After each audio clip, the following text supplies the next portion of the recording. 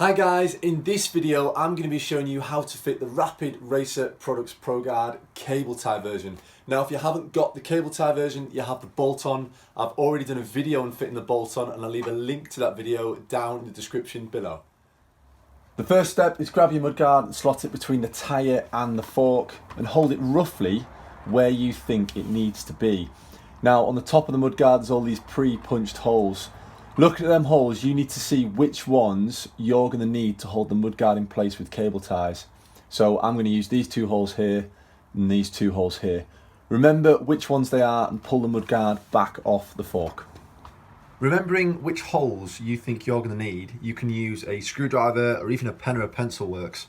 Push out the little bit of plastic that are in the holes you think you're going to need.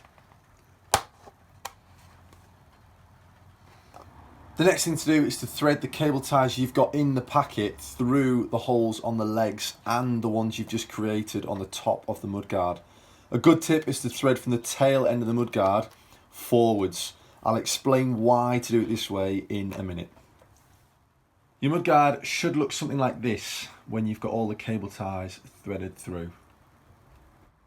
The next step is to get your mudguard and stick it back on your fork. Now if you've gone with the cable ties from the tail end of the mudguard forwards, I would thread it in from the front backwards.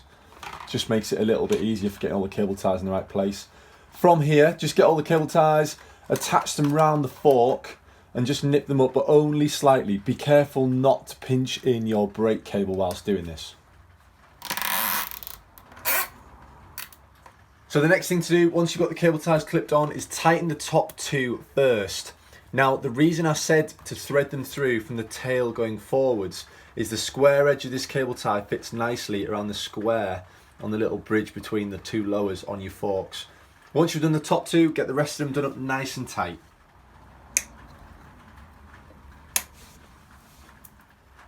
The next step is to fine tune the angle of the mudguard. You'll see on my mudguard the front end is really low and the back end is kicked up quite high.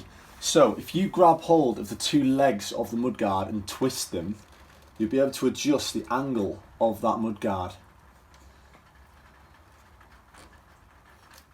That's the mudguard now all ready to go. I hope you found this video useful. If you have any questions, stick them down in the comments below.